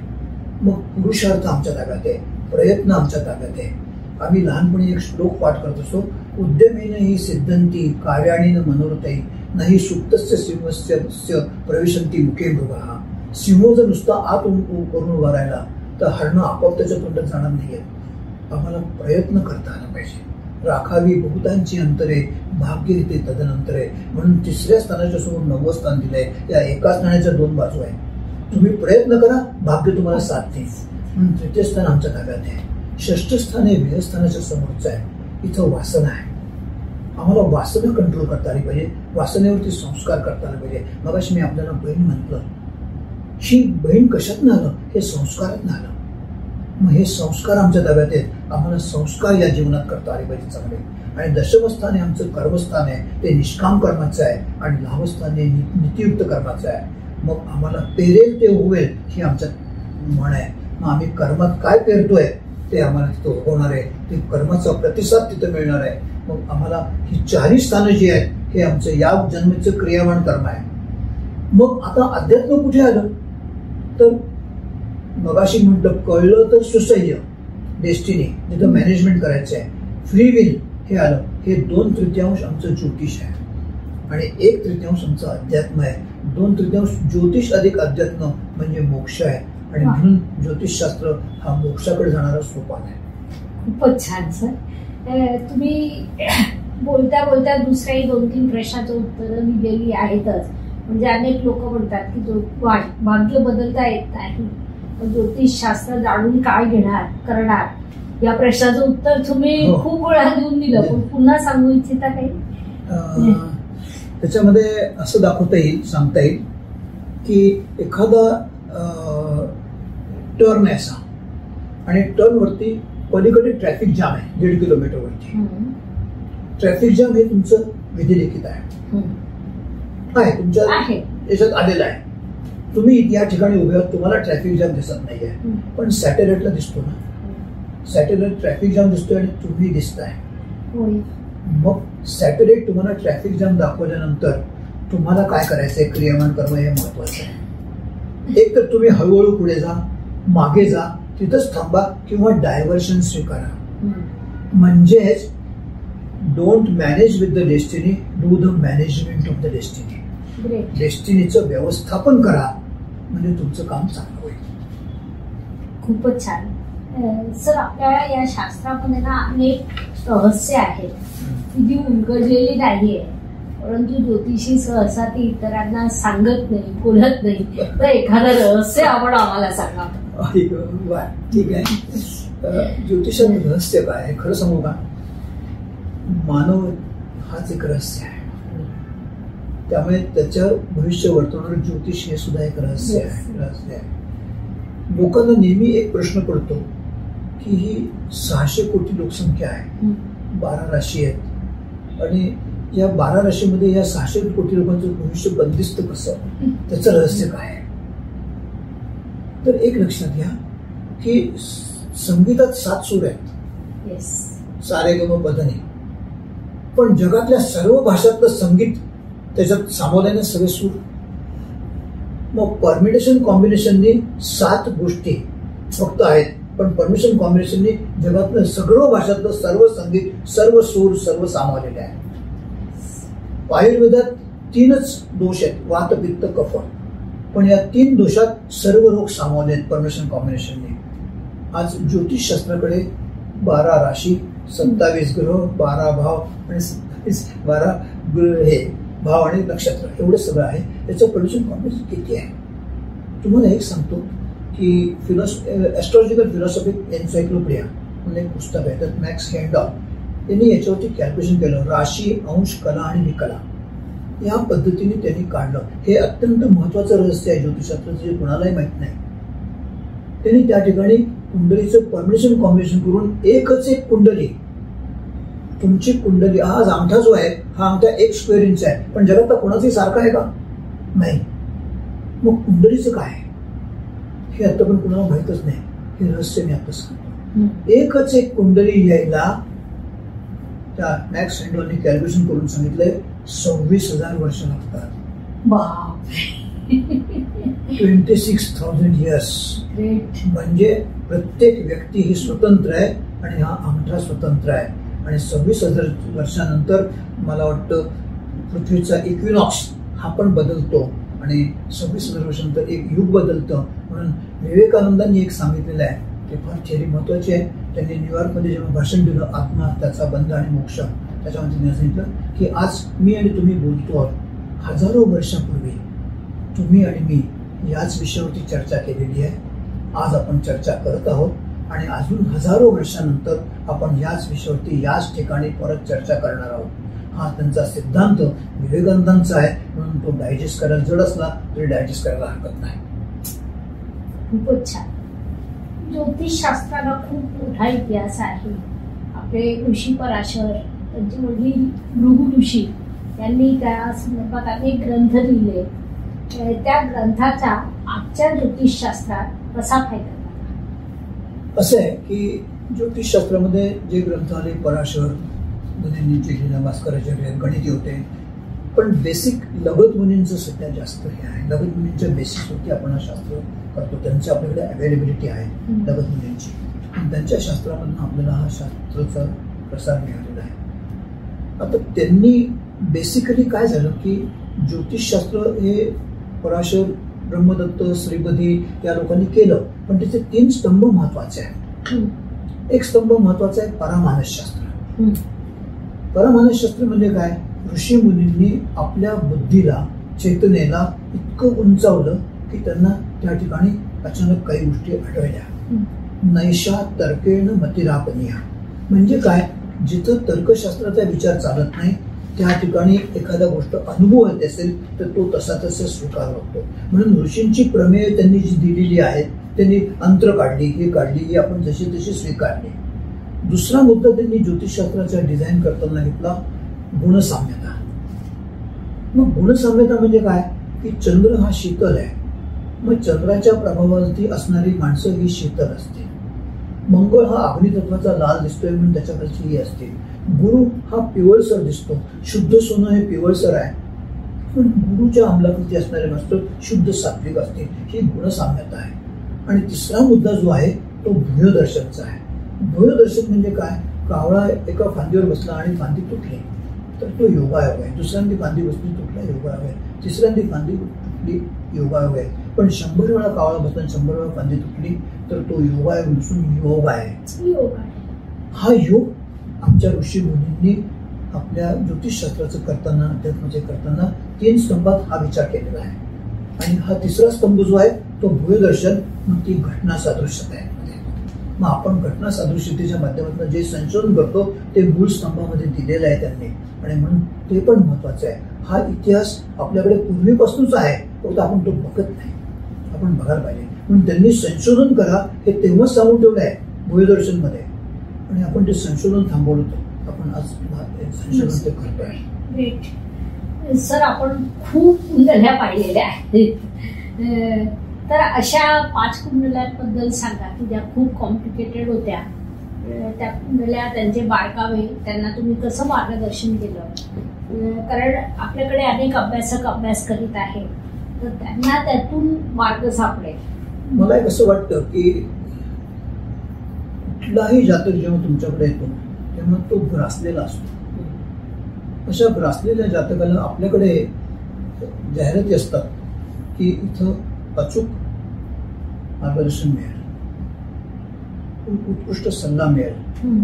पण कधी अशी जाहिरात येते का की इथं तुम्हाला समुपदेशन करून मिळेल? अशी जाहिरात येत नाही. मला काय म्हणायचंय की जातकाला कुंडलीतून मार्गदर्शन करताना त्याची जी आलेली समस्या आहे ती समस्या सोडवण्यासाठी आम्हाला कशा पद्धतीने अप्रोच पाहिजे तो महत्वाचा आहे. मग सल्ला हा कसा आहे, वन वे ट्रॅफिक आहे. तुम्ही दिला, त्याला पटलं तर घेतला, नाही सोडून दिला. मार्गदर्शन हे तुमचं वन वे एक्सचेंज आहे. म्हणजे तुम्ही तुमचा अनुभव जो आहे तो अनुभव त्याच्याशी शेअर करणार आहात. त्यामुळे तुमच्या अनुभवाचा प्रभाव त्याच्यावरती पडणार आहे की अरे यांना अनुभव आला, ज्योती त्यांना अनुभव आलाय, मलाही तसा अनुभव येऊ शकतो. म्हणजे तो प्रभावाने प्रेरित होणार आहे. पण समुपदेशन जे आहे ते बोथ वे एक्सचेंज आहे. तुम्ही जेव्हा त्याला समजून सांगणार आणि त्याच्याकडनं घेणार आहात तेव्हा दोघांच्या एक्सचेंज ऑफ व्ह्यूज मधनं तो निर्णय घेण्यास सक्षम होणार आहे. जातकाला निर्णय घेण्यास सक्षम होणं हे ज्योतिषाचं काम आहे. मग ते जातकची कुठलीही केस असो, ते सांगणार आहे मी 2 केसेस, पण त्या केसेस कुठलीही असो, ती केसेसमध्ये तो निर्णय घेणारा सक्षम बनवणं हा महत्वाचं काम आहे. मला या ठिकाणी एक उदाहरण द्यावं असं वाटतं की महाभारतात श्रीकृष्णाने दुर्योधनाला युद्ध करू नको हा सल्ला दिला. तो स्वतः एक श्रीकृष्ण राजा होता मथुरेचा, त्यामुळे राजाचं काम काय असतं त्याला माहिती होतं. म्हणून त्यांनी युधिष्ठिराला महाभारत युद्ध जिंकल्यानंतर राज्य कसं चालवायचं त्याचं मार्गदर्शन केलं. आणि कुरुक्षेत्रावरती अर्जुनाला गीतेच्या माध्यमातून समुपदेशन केलं. म्हणून श्रीकृष्ण हा पहिला समुपदेशक होता. आणि समुपदेशन झाल्यानंतर अर्जुनाने बाण उचलला आणि भीष्माला मारला. स्वतः कार्यपूर्ण होणं हे समुपदेशाचं मुख्य सूत्र आहे. आता आपल्याकडे येणारे जातक जे असतात त्या जातकामध्ये अनेक प्रकारचे जातक असतात. माझ्याकडे एक जातक जे आला, आपण आता कुंडल्या इथं सोडवणार नाही, पण जातकांचं कसं पद्धतीने विचार करायचा त्याचं सांगणार आहे. तर तिच्या बाबतीत असं झालं होतं की डॉक्टरने तिला सांगितलं होतं की बाबा बेबी डेव्हलप नाही आहे, पण तिला अनेक वर्षांनी संतती राहिली होती. त्यामुळे ती म्हणाली की अशी परिस्थिती आहे. तर त्यांनी रेफर केलं माझ्याकडे आली आणि म्हणाली की ज्योतिषशास्त्रातून मला काय सांगू शकाल तुम्ही आम्हाला. आता एक निर्णय आलेला आहे आणि दुसरा निर्णय द्यायचा आहे, त्याच्यावरती तिचा निर्णय अवलंबून आहे. तिला संतती वाढवायची आहे आणि एक म्हणतोय डॉक्टर नको म्हणतोय आणि आपल्याकडे तुम्ही काय करायचं, हा मोठा ट्रिकी प्रश्न आहे ज्योतिषाला. मग अशा वेळेस काय करावं, अशा वेळेस आपल्याकडे आम्ही संशोधन केले जन्मता व्यंग. मग गर्भाशयात दर महिन्याला प्रत्येक ग्रहाचा जो परिणाम आहे त्याच्यावरून अंदाज घेता येतो की याच्यात व्यंग आलाय का. मग त्याप्रमाणे तिचे LNP माहीत असते, त्याच्यावर तिचा अभ्यास केला. अभ्यास करून तिला आम्हालाही व्यंग दिसलं शास्त्रामध्ये. मग तिला सांगितलं तेव्हा त्या मुलीने मला एक अत्यंत महत्वाचा प्रश्न विचारला की जो विद्यार्थ्यांसाठी फार महत्वाचा आहे. तिने मला असं विचारलं की तुम्ही एका गर्भाची हत्या करायला का सांगत आहात. त्यांनी सांगितलंय तुम्ही म्हणताय की अबॉर्शन करा. फार अवघड प्रश्न आहे, पण गर्भाची हत्या करायला का सांगतात. मी त्यांना म्हटलं की मी गर्भाची हत्या करायला सांगत नाहीये, सर्व विद्यार्थी ज्योतिषांनी या ठिकाणी एक लक्षात ठेवायचं आहे की आपण ज्योतिष सांगत नाही, आपण कुणाचं भविष्य घडवत नाही, आपण एक फक्त माध्यम आहोत. हे ज्या दिवशी ज्योतिषाला कळेल त्या दिवशी तो खरा ज्योतिषी चांगला असेल. आपण माध्यम व्हायलाय, आपण फक्त माध्यम आहोत हे माहिती आहे. म्हणून त्या मी माऊलीला सांगितलं की तुम्ही माझ्याकडे प्रश्न विचारायला आलात, नियती माझ्या माध्यमातून तुम्हाला हा प्रश्न सोडवतेय. मी हत्या करायला सांगत नाही, कारण तुम्हाला एक असुरक्षित म्हणजे असुदृढ नसलेलं मूल वाढवायचं तुमच्या नशिबात नसावं म्हणून तुम्हाला हा अबॉर्ट करायला सांगितलेला आहे. मग तिचा पुढचा प्रश्न होता की मी अबॉर्ट करते पण मला पुन्हा संतती होईल का? शास्त्रामध्ये हा विचार करता येतो आणि मी त्यांना सांगितलं की तुम्हाला 1 वर्षाने परत संतती होईल. ती सुदृढ संतती, संतती होणं आणि सुदृढ संतती होणं हा फरक महत्वाचा आहे. कुटुंबस्थाने अत्यंत चांगल्या पद्धतीने असावं लागतं. ते कुटुंबस्थाने संतत येतं आणि तिला आता संत झाली, चांगली संत झाली आणि ती सोडवायची आहे. अत्यंत हे अनुभव माहीत असतात. विशेषतः काही वेळा माझ्याकडे एकदा एक आई वडील आले आणि त्यांचा 3-3.5 वर्षाचा मुलगा होता. त्याचं आरोग्य बघायचं आहे म्हणे. आरोग्य बघितलं, त्याच्यामध्ये लिव्हरचा प्रॉब्लेम दिसत होता.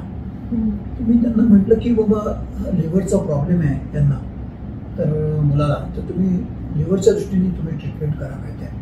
तर ते म्हणे आम्ही बघून आलेलो आहे, आम्हाला सांगितलेलं आहे एका हॉस्पिटलने की 25-26 लाख रुपये खर्च, लिव्हर कम्प्लीट केलेलं आहे, लिव्हर ट्रान्सप्लांट करावं लागणार आहे. आता ज्योतिषातनं काय सांगायचं? प्रत्यक्ष परिस्थिती ही आहे, ज्योतिषातनं काय सांगायचं? अशा वेळेस ज्योतिषाने एक मदतीचा हात पुढे करता आला पाहिजे. म्हणजे ज्योतिषी फक्त नुसता सल्ला मार्गदर्शनापुरतं जबाबदार राहता कामा नये. त्यांनी एम्पथी आणि सिंपथी, आम्हाला नुसती एम्पथी नको, आम्हाला सिंपथी म्हणजे सहवेदनेची जाणीव व्हायला पाहिजे. त्यांचा प्रश्न असा होता की 25-26 लाख आम्ही उभे करू शकत नाही, पण एखादे पैसे आम्ही कसे उभे करून आम्ही आयुष्यभर भरायचं का आमच्या या बछड्याला असंच म्हणून घ्यायचं? अत्यंत कठीण प्रश्न असतात. अशा वेळेस आपल्याला निर्णय जे फेथ हिलर असतात त्यांची मदत घ्यावी लागते आणि या फेथ हिलरकडे त्यांना पाठवून शेवटी कसं असतं की त्या माणसाचा गिल्ट असता कामा नये की मी काहीच करू शकलो नाही माझ्या मुलासाठी. जगणं आणि मृत्यू होणं हे आपल्या हातात नाही, म्हणून त्याला डायव्हर्सिफिकेशन देणं हा भाग जास्त महत्वाचा असतो. आणि असं डायव्हर्सिफिकेशन देऊन मी ती केस त्या ठिकाणी सॉल्व्ह केली होती. एक तिसरी केस अशी होती की त्या स्त्रीला मूल होणार नव्हतं, तिचा गर्भाशय प्रॉब्लेम होता, मूल होणार नव्हतं. सासूबाईंची इच्छा होती की मला माझा मुलगा पाहिजे आणि मग त्यांनी वेगळ्या पद्धतीने काय केलं तर गावाच्या मुलीशी मुलाचं लग्न लावलं आणि त्याला कुठेतरी पुण्यापासून लांब ठेवलं. तिला माहीतच नाही, फसवणुकीची केस होती. अशी केस, ती सॉफ्टवेअर इंजिनियर होती, अशी केस माझ्याकडे आली आणि तिने मला सांगितलं की असं असं घडलंय. कारण मला दर शनिवार रविवार माझा नवरा घरी थांबायचा आणि तो कुठे जातो म्हणून मी त्याचा एक दिवस पाठला केला आणि मला कळलं की त्यांनी दुसरं लग्न केलेलं आहे, तर त्या मुलीलाही फसवलेलं आहे लग्न करून. तर मी नवऱ्यावरती केस करणार आहे कारण मी सगळे पेपर्स गोळा केले आहेत. अशा वेळी ज्योतिषाचं कर्म काय आहे? तिला केस करायला सांगावं, फसवणुकीची केस आहे. आम्हाला समाज मधलं जे समाजाचं आरोग्य आहे ते पण टिकवता आलं पाहिजे. मी त्या स्त्रीला सांगितलं की ती पण एक स्त्री आहे, ती फसवली आणि तूही फसवली आहे, 2 फसवलेल्या स्त्रिया एकत्र येत आहेत. तू सॉफ्टवेअर इंजिनियर आहेस, तू सक्षम आहेस, ती अशिक्षित मुलगी आहे आणि त्या अशिक्षित मुलीचं तू उद्धार कर असं त्याला सांगितलं. आज एका विशिष्ट संस्थेत जाऊन तिने त्याचं पुनर्वसन केलं आणि मग नंतर तिला म्हटलं की तुझ्या नवऱ्यापासूनच झालेला मूल आहे, तुमचा प्रेमी होता, त्याला दत्तक घे आणि तो प्रॉब्लेम सॉल्व्ह कर. ह्या याच्यामध्ये काय होतं की आपल्या ज्योतिषांना सहवेदनेची जेव्हा जाणीव होते तेव्हा तुम्ही ते प्रॉब्लेम सॉल्व्ह करू शकता. अवघड प्रॉब्लेम नाहीतर प्रॉब्लेम सॉल्व्ह करणं कठीण जातं. या पद्धतीने पुष्कळ वेळा मेडिकल प्रॉब्लेम पण येतात. काही वेळा मेडिकल एखादी गोष्ट सांगितलेली असते आणि आपल्या शास्त्रात ती दिसत नसते. अशा वेळेस त्यांना समजून सांगावं लागतं की हा एक प्रयोग आहे, ज्योतिषशास्त्र मार्गदर्शन आहे, तुम्हाला तिथं सांगितलं आहे. आता तुम्ही सेकंड ओपिनियन म्हणून आमच्याकडे आलेला, सेकंड ओपिनियन आपल्याला सल्ला द्यावा लागतो. मग आपल्याला पुष्कळ वेळा काय बघावं माहितीये का, षष्ठात राहू, नेपच्यून हे सगळे ऍस्ट्रॉनॉमी असतील तर सेकंड ओपिनियन हा श्रेष्ठ ठरतो ना. म्हणून सेकंड ओपिनियन हा श्रेष्ठ होईल अशा पद्धतीने कुंडल्या डील कराव्यात. खूपच छान आहे. आपल्या श्री ज्योतिष संशोधन केंद्राच्या कार्याबद्दल काय सांगणार? ज्योतिष संशोधन केंद्राचं कार्य जळगाव कार्य पुष्कळ मला चांगलं आहे. सांगतो मी त्याच्याबद्दल बोलणार आहे. कारण माझं जळगावची आस्था जी आहे ती आस्था ज्योती जोशींबद्दल पण आहे. कारण एक विशिष्ट म्हणजे मला आपण माझ्याकडे आलेलं पण आठवतं. या जो काळ गेला 10-12 वर्षाचा आहे, या 10-12 वर्षाच्या काळात जे श्री ज्योतिष संशोधन संस्थेने कार्य केलं आहे ते कार्य खरोखरच उल्लेखनीय आहे. म्हणून धडाकेबाज ज्योती जोशीची असं म्हणण्याची भूमिका मला येते. बेसिकली काय होतं की तुमचं जे कार्य करतायत ते कार्य समाजामध्ये सर्व थरापर्यंत जात आहे. आमच्या काळात युट्यूब नव्हता, तुम्हाला युट्यूबचा आधार मिळाला आहे आणि युट्यूबचा पुरेपूर उपयोग तुम्ही करता हे बघून मला खरोखरच आश्चर्य वाटतं आणि आनंदही वाटतो. म्हणजे निश्चितपणे ही गोष्ट महत्वाची आहे. तुम्ही संशोधन काय केलं तर तुम्ही एक ई मासिक काढलं भविष्यदर्पण, आणि भविष्यदर्पण मासिकाचे सगळे अंक मी बघतो. त्या प्रत्येक अंकात एक विषय घेऊन त्याच्यावरती सगळी चर्चा केलेली असते. म्हणजेच जे आम्ही संशोधन करतोय ते तुम्ही मासिकाच्या माध्यमातून करताय. म्हणजे श्री ज्योतिष ही संस्था जी आहे संशोधन केंद्र आहे ही रिव्हर्स इंजिनिअरिंग करतेच आहे ना, आणि लोकांना विद्यार्थ्यांना देते आहे ना. तेव्हा असे हजारो म्हणजे अल्प काळात तुम्ही 14,000 विद्यार्थी 14,000 अधिक विद्यार्थी तयार केले. Very good. मला असं वाटतं की ज्योती जोशी मला 2 गोष्टीविषयी आस्था जी आहे की आपण ही जळगावच्या आत आणि जळगावून आपण हे सर्व सांभाळता, पुण्यात येऊन आपण कर्मभूमी करता. आपल्याला माझ्याकडनं शुभेच्छा आहेत आणि निश्चितच हे कार्य असंच चालू राहावं असा माझा शुभाशीर्वाद पण आहे. खूपच छान सर.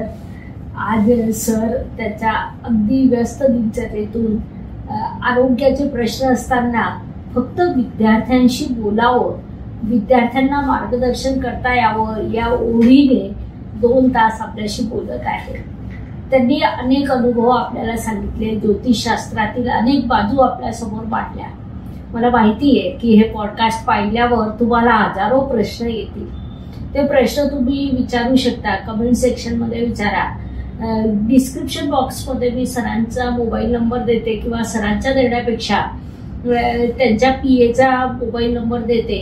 तिथे तुम्ही तुमचे प्रश्न विचारू शकता, सरांशी संपर्क करू शकता. आणि जेव्हा तुमचे कमेंटमध्ये 1000 कमेंट पूर्ण होतील तर आपण सरांना पुन्हा एकदा विनंती करू की सर पुन्हा एकदा मार्गदर्शन करा. धन्यवाद. शुभम भवतु. जय ज्योतिष. नमस्कार. शास्त्राचा अभ्यास करण्यासाठी माझी मराठीतून 11, हिंदीतून 2 अशी पुस्तकं प्रकाशित झाली आहे. विशेष बाब म्हणजे मी स्वतः संशोधित केलेली ज्योती जोशी पद्धती अर्थात JJ पद्धती या विषयावर स्वतंत्र ग्रंथ उपलब्ध आहे, त्याचा देखील लाभ घ्यावा. यूट्यूबची कार्यप्रणाली ही मुख्यतः लाईक, शेअर आणि सबस्क्राईबवर चालते. Please like, share and subscribe the channel. धन्यवाद. शुभम भवतु. जय ज्योतिष.